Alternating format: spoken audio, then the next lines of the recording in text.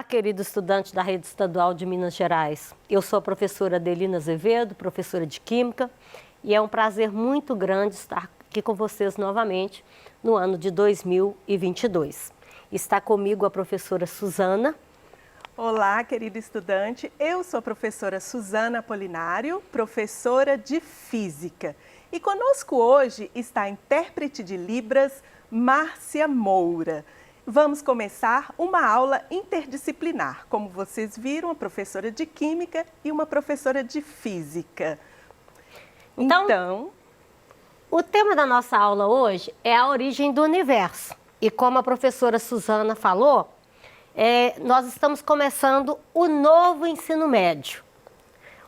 O novo ensino médio, para o aluno que está no primeiro ano do ensino médio agora, que está chegando no primeiro ano, ele está chegando num momento em que em todo o território brasileiro está sendo implantado o novo ensino médio. O que muda do novo ensino médio para o ensino médio anterior, né? Primeiro, a carga horária. O ensino médio passa de 800 horas anuais para 1.000 horas anuais. Depois, surgem novas disciplinas, porque o ensino médio agora está dividido no eixo dos conteúdos básicos, né, das disciplinas básicas, e no itinerário formativo, que traz um tanto de outros componentes curriculares que visa dar orientação para você desenvolver um projeto de futuro e inserir no mercado, no mundo do trabalho, tá? A outra mudança, né? Os conteúdos no novo ensino médio, eles são trabalhados de maneira interdisciplinar. Então, todos aqueles componentes curriculares que a gente estava acostumado com eles, agora eles foram integrados em 4 áreas. Ciências da natureza e suas tecnologias, matemática e suas tecnologias, ciências sociais, ciências humanas e sociais aplicadas e a área também de linguagens e suas tecnologias. Isso. Então, como é novo para o aluno, é novo também para nós professores. Porque é um momento que, quando a gente vai trabalhar um conteúdo interdisciplinar, não basta que eu tenha domínio eu e Suzana somos professores da área de ciências da natureza, que é a área que engloba física, química e biologia. Então, não basta que eu tenha hoje somente o domínio do meu conteúdo na área de química. É preciso que eu também tenha, além de saber relacionar o meu conteúdo específico de química com o contexto atual, eu ainda tenho que integrá-lo os conhecimentos de física e de biologia. Então, vamos lá. Nessa aula de hoje, primeiro nós vamos apresentar a área de ciência da natureza e suas tecnologias. Nós já começamos. Depois, conhecer os objetos de estudo da química, da física e da biologia. E, por fim, apresentar a teoria do Big Bang. A habilidade de ser desenvolvida é analisar e discutir modelos, teorias e leis propostas em diferentes épocas e culturas para comparar distintas explicações sobre o surgimento e a evolução da vida, da Terra e do universo, com as teorias científicas aceitas atualmente. Bem, a outra mudança do ensino médio. Agora, de uma vez por todas, começaremos com o ensino para o desenvolvimento de competências. E aí, nesse momento, né, Suzana, é importante chamar a atenção, porque o senso comum, ele entende que ser professor é só você escolher um conteúdo no livro, ter um diploma universitário e ir lá na sala e dar esse conteúdo para o aluno. Quando, na verdade, um professor precisa de preparação, né? E também o professor, ele segue as diretrizes que lhe são apresentadas por lei. Como a professora Adelina disse, o professor ele não escolhe aleatoriamente o conteúdo que ele vai trabalhar com seus alunos. Nós temos toda uma diretriz que orienta o nosso trabalho. Essa diretriz nós encontramos atualmente na Base Nacional Comum Curricular, né? Então, até mesmo para responder as perguntas dos nossos alunos. Eles ficam curiosos, eles querem saber, professor, por que a gente tem que aprender isso? Né?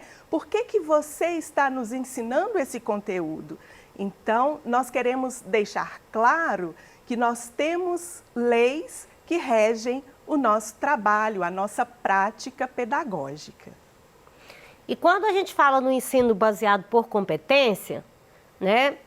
Primeiro a gente pensa nas habilidades. A BNCC, que é a Base Nacional Curricular, que teve início lá na Constituição de 88, né? Ela traz 10 competências gerais que o aluno precisa ter quando ele terminar o ensino, médio, né?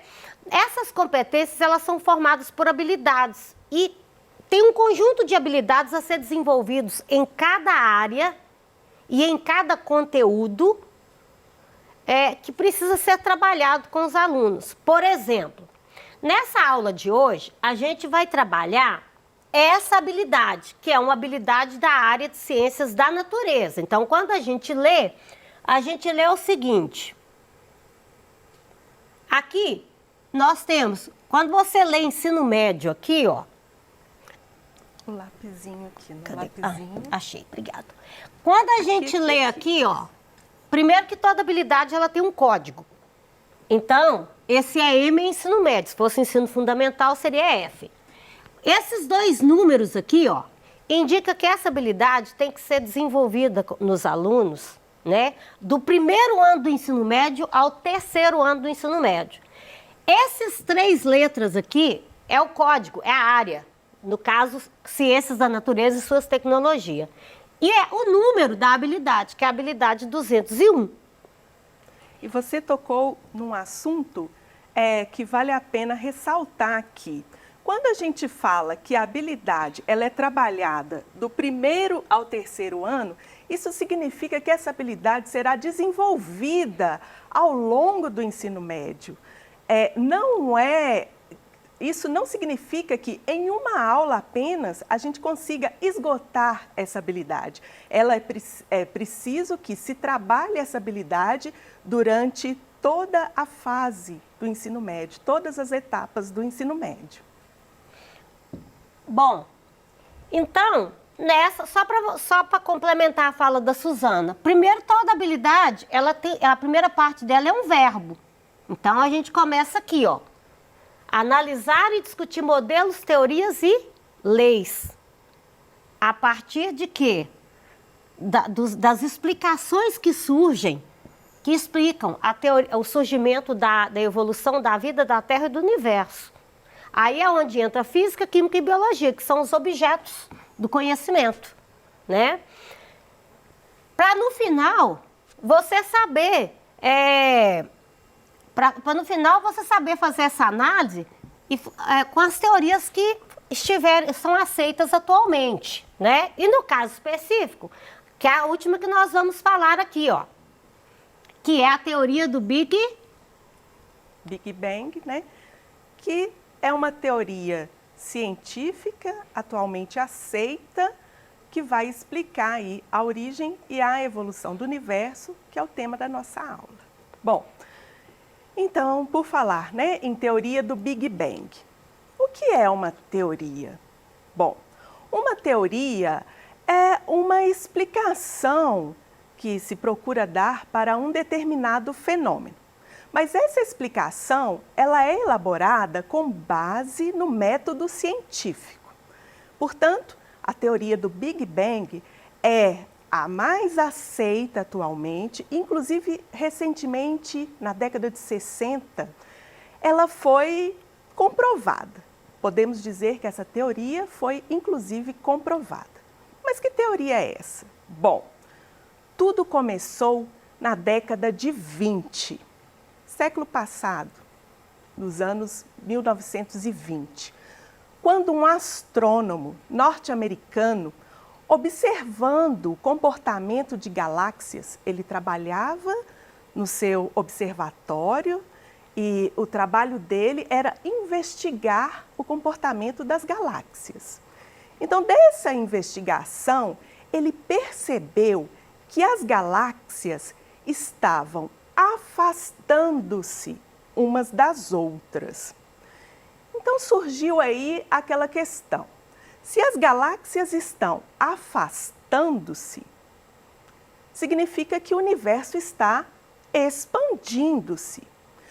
Mas se o universo está em expansão, significa então que ele ele iniciou sua expansão a partir de um ponto em que estava tudo junto.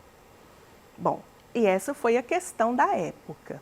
Foi aí que entrou em cena um padre belga, um padre católico, que também era professor de física. E o nome dele era Georges Lemaitre. Então, Lemaitre, estudando as equações da teoria da relatividade geral de Einstein e analisando as leis da termodinâmica, ele conseguiu juntar ali as equações da teoria da relatividade com as leis da termodinâmica, e ele chegou à conclusão que sim, o universo estava expandindo e que o universo surgiu sim de um ponto para essa expansão. Bom, então naquela época, ironizaram-se a essa ideia de Lemaitre e deram um nome para isso, para essa ideia de Big Bang, que do inglês traduzido para o português significa grande explosão. Bom, muitas pessoas acreditam que o universo surgiu a partir de uma grande explosão, algo que explodiu e colocou no lugar tudo que a gente vê hoje aí. Bom, mas a história não foi bem assim, né? O que Lemaitre sugeriu, na verdade, é que tudo surgiu a partir de um ponto. Então, a gente pode entender que estava tudo condensado, era uma energia condensada em um ponto muito pequeno, menor do que a cabeça de um alfinete. E naquele ponto, naquele condensado, a temperatura era extremamente alta. E isso favoreceu a expansão muito rápida. Em termodinâmica, quando algo expande rapidamente, a tendência da temperatura é de baixar. Então, ali que tudo começou. Daquele ponto, daquele condensado de energia, expandiu-se rapidamente, a temperatura baixou e formou-se ali, inicialmente, um condensado de energia, e as primeiras partículas elementares, então, surgiram. Passa, por favor, Adelina. Então, agora, eu vou explicar aqui como foi, então, essa expansão rápida, né? Em termodinâmica, uma expansão muito rápida, ela pode ser considerada uma explosão, né? Então, daí que surgiu a ideia de grande explosão. Mas, na verdade, foi uma grande expansão muito rápida. Nos primeiros décimos de segundo dessa expansão, surgiram, então, as partículas elementares, como os elétrons, os quarks e várias outras partículas elementares. Bom, com o passar do tempo, a expansão rápida continuou, mas essa expansão rápida produz a queda na temperatura. Continuou-se essa expansão muito rápida, a temperatura baixou e foi onde começou a surgir, então, as primeiras partículas mais complexas, os prótons e os nêutrons. Mas a expansão continuava. Depois de um tempo, esses prótons, esses nêutrons, então, favorecidos ali pela temperatura e pela ação das forças nucleares, esses prótons uniram-se aos nêutrons e assim surgiu os primeiros núcleos atômicos. E com o passar do tempo, e isso muito tempo depois, a temperatura continuou baixando, a expansão continuou muito rápida, e isso tudo favoreceu a formação, então, dos primeiros átomos de hidrogênio. Então, recapitulando o que a professora Suzana falou, você aí em casa, vamos ver se você entendeu o que a Suzana disse. O que surgiu primeiro? Os átomos dos elementos químicos ou o universo? Para você refletir. Para você refletir. Aí pode passar. A outra. O que a cosmologia tem a ver com a química e com a física? Porque quem nunca observou esse universo imenso, né, e ao nosso redor e não teve a curiosidade em saber como tudo começou? Na verdade, aí que é importante a gente pensar que a teoria do Big Bang, ela não fala do início de tudo. Ela fala do início do universo estruturado como a gente o conhece, né? Mas não fala de início nem de fim. A respeito da cosmologia, o que a cosmologia tem a ver com a química e com a física? A cosmologia, ela é uma ciência que trata da natureza dos imensos astros do cosmos. Já a química é uma ciência que se debruça sobre as estruturas microscópicas das substâncias e suas interações, enquanto a física trata das leis que regem os fenômenos do universo. E a biologia, ela trata dos organismos. Então, ela trata da origem e evolução da vida, ela trata das interações e do mecanismo, das funções e mecanismo que envolve os seres vivos. E aí você pode perguntar, mas e a astrologia? E a alquimia? Né? A astrologia não é uma ciência. Assim como a alquimia, que é a precursora da química, também não foi uma ciência, embora ela fizesse muitos experimentos, né? Os alquimistas trabalhavam com experimentos e parte dos equipamentos que a gente utiliza em laboratório hoje foram instrumentos inventados, né, pelos alquimistas.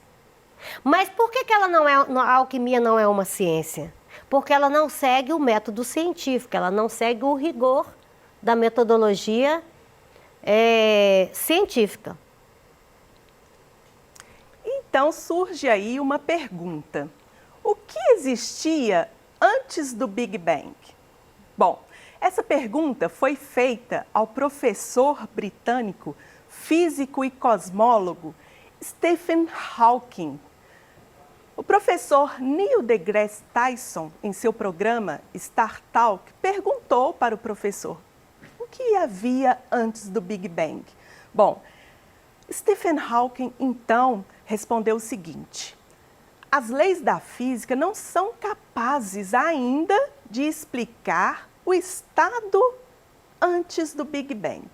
Mas uma coisa nós podemos concluir: o espaço-tempo, que é um conceito que vem lá da teoria da relatividade, que diz que o nosso universo ele é quadridimensional, ou seja, nós vivemos em 4 dimensões, as 3 dimensões espaciais, mais o tempo. E o tempo não pode ser separado aí do espaço. Então, nós vivemos no espaço-tempo.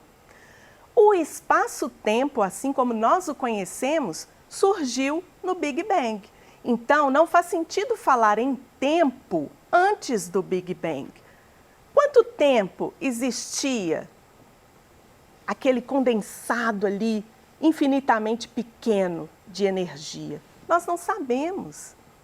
Nós só conhecemos a idade do universo, que é de 13,8 bilhões de anos, a partir do Big Bang. Porque o nosso tempo, a nossa noção de tempo, surge ali. A partir dessa rápida expansão, surgiu, então, o espaço-tempo. Passa para mim, por favor, Adelina. Então, o professor concluiu o seguinte: a princípio, só havia o espaço, sem nenhum tempo. O espaço-tempo surgiu no Big Bang. Bom, esse conteúdo é um conteúdo bastante extenso e complexo, né? A gente fez só um apanhado dele nessa aula. Esse conteúdo, ele está em todos os livros do PNLD, que são os livros que são usados nas escolas estaduais de Minas Gerais, né? E que já trazem o conteúdo de uma maneira interdisciplinar. Então, ele está disponível a partir do capítulo 1, nesse volume aqui, ó, que é o volume Origens, o Universo, a Terra e a Vida, tá? Foi de lá que nós pegamos parte desses conteúdos. Finalizamos, aqui tá as referências que nós utilizamos. E a nossa aula não termina por aqui. Ela continua. Após o intervalo, nós voltaremos para dar continuidade a esse assunto. Fique conosco, aguardamos vocês na próxima aula. Muito obrigada e até lá.